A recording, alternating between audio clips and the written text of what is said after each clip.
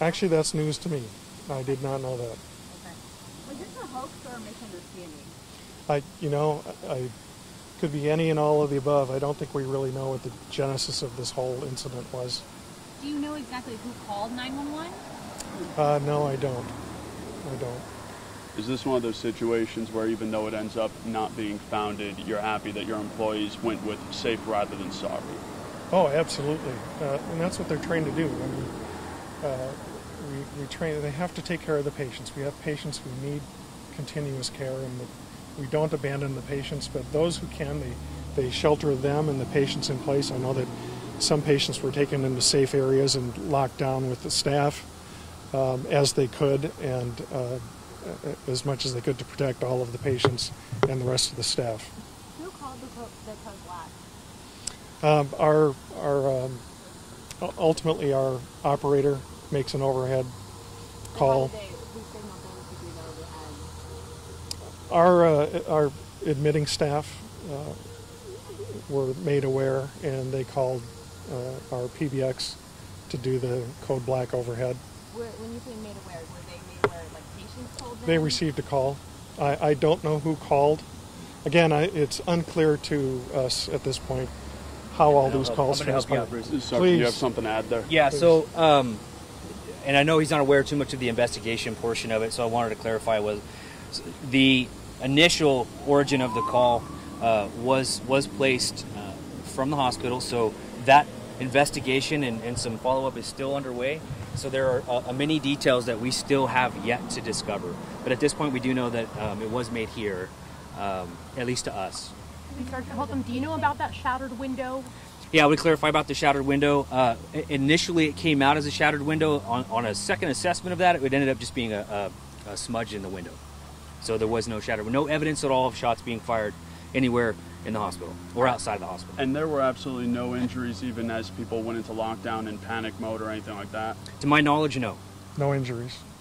Are there repercussions to a code black that turns out to be unfounded when a code black is called and it turns out to be unfounded? If the investigation that we have concludes and we can find out that the intent behind this was criminal in nature, then absolutely yes. Sergeant Holcombe, we heard pretty specific information on the scanner. I mean, we were hearing what people thought was the, possible intent of the shooter, a name. I mean, how did all of that come to be?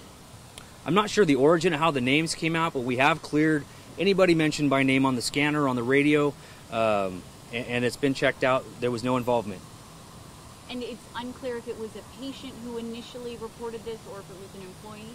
At this point, I don't have that information. Oh, I'm sorry, reported it to the BPD? Yes.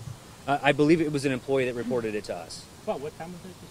It was 7:57 is when we got the call into the Bakersfield Police Department. And we don't know who reported it to that employee?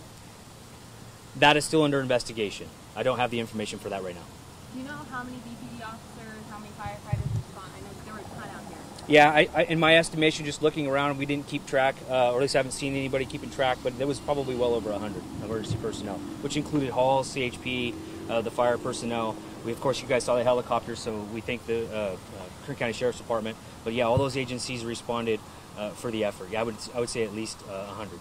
It seemed to be a heavier presence than for the Heart Hospital shooting. Were there any details that you guys learned that led to that, really, really heavy presence? I'm not sure of the response that we had to the Heart Hospital. I wasn't part of that investigation. However, I know we were able to, at least in this case, I don't know what happened in that case, we were able to populate this visible area for the media. I don't know if that was part of the issue for the last time, but I do know there was a heavy response to both emergencies because they were both taken as serious. The Heart Hospital shooting was just a few months ago. Like, this is now the second shooting in less than a year at a hospital. I mean, what does the community need to know about our Bakersfield Hospital? Well, first and foremost, there was no shooting tonight. I want to make sure that's absolutely clear. This is a report that we responded to of an active shooter, the origin of which is still under investigation. As for the shooting at the Heart Hospital, that was resolved within minutes as well. As for the citizens of Bakersfield, as far as you saw the response that you have for any kind of active shooter in both cases was swift, and the investigation was thorough. And today you saw excellent cooperation between not only the emergency personnel that were on scene, but with hospital staff and what they've been trained to do. Sergeant, at this point you were saying you don't know if it's a hoax, a prank, or a sincere concern. What are your steps to figure out what it was?